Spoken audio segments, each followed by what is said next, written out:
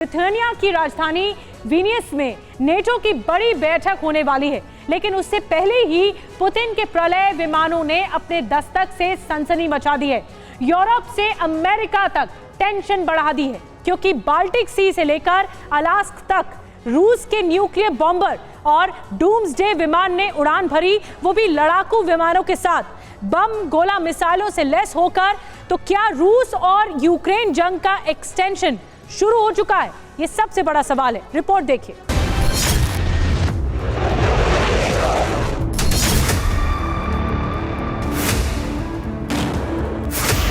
$497 दिनों से जारी रूस यूक्रेन जंग का एक्सटेंशन शुरू हो चुका है।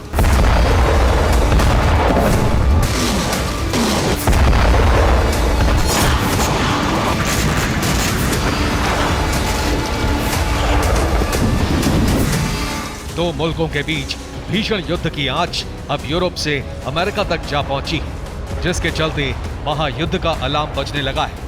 थर्ड वर्ल्ड वॉर का काउंटडाउन ऑन हो गया है।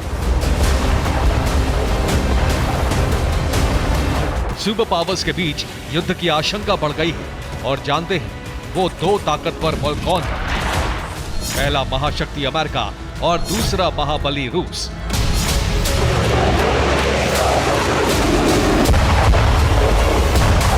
दरअसल बीते 24 घंटों में दो बड़े घटनाक्रम हुए, जो इस बात का साफ और सीधा संकेत दे रहे हैं कि अगर दुनिया के दो सुपर पावर्स भिड़े तो जंग बम गोला बारूद से नहीं बल्कि न्यूक्लियर हथियारों से होगी।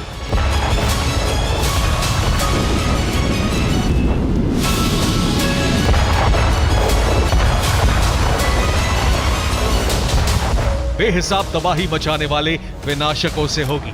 आखिर क्यों, ये आपको बताते हैं। बाल्टिक सी में पुतिन के डूम्सडे विमान ने उड़ान भरी। दो Su-27 फाइटर जेट के साथ समंदर की निगरानी की। ब्रिटिश फाइटर जेट ने रूस की मूवमेंट को इंटरसेप्ट किया। अलास्का के एयर स्पेस में रशियन बॉम्बर ने उड़ान भरी। रूस के दो Tu-95MS अलास्का में निगरानी करते दिखे। रशियन बॉम्बर अलास्का में 13 घंटे तक दिखाई दिए।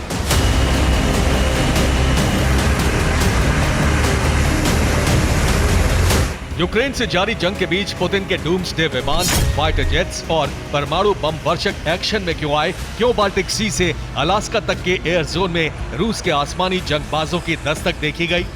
क्या पुतिन जल्द ही यूरोप और अमेरिका के खिलाफ कोई बड़ा कदम उठाने वाले हैं?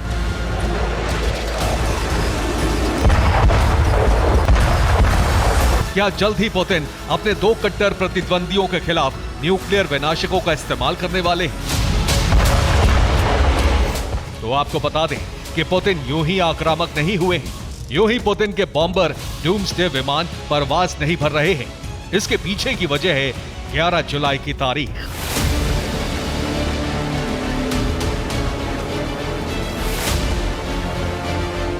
दरअसल 11 जुलाई को नेटो की महासमिट है, वो भी बाल्टिक देश लिथुआनिया में।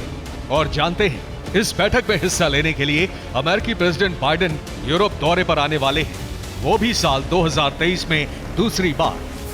जी हां, व्हाइट हाउस ने प्रेसिडेंट बाइडेन का जो शेड्यूल जारी किया है, उसके मुताबिक 9 से 13 जुलाई तक प्रेसिडेंट बाइडेन यूरोप के दौरे पर रहेंगे। इस दौरान बाइडेन ब्रिटेन, लिथुआनिया और फिनलैंड जाएंगे। 9 जुलाई को प्रेसिडेंट जो बाइडेन सबसे पहले लंदन पहुंचेंगे। 11-12 जुलाई को नेटो समिट के लिए लिथुआनिया जाएंगे। 13 जुलाई को बाइडेन फिनलैंड की राजधानी हेलसिंकी पहुंचेंगे। 11 जुलाई को लिथुआनिया में होने वाली नेटो की समिट बेहद अहम है, क्योंकि इस समिट के बाद यह आशंका जताई जा रही है कि महाशक्ति अमेरिका और नेटो के देश खुलकर पुतिन के खिलाफ जंग का ऐलान कर देंगे।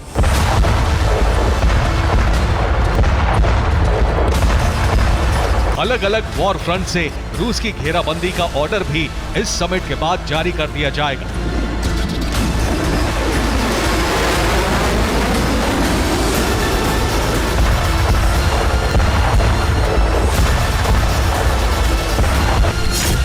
क्योंकि इस समिट में शीत युद्ध के बाद पहली बार नेटो डिफेंस प्लान बनाएगा। करीब 40,000 पन्नों की सीक्रेट स्ट्रैटेजी रिपोर्ट भी तैयार है। इस समिट में रूस और चीन के खिलाफ एक्शन प्लान भी बनेगा। खासतौर पर रूस की चौतरफा घेराबंदी की प्लानिंग की जाएगी। बस इसी वजह के चलते पुतिन भड़के हुए हैं, क्योंकि नेटो की समिट से पहले ब्रिटिश संसद में भी रूस के खिलाफ जंग का प्रस्ताव लाया गया है। यानी अब ब्रिटेन भी पुतिन ब्रिगेड पर हमले की तैयारी कर रहा है, अपनी सेना और हथियारों को धार दे रहा है।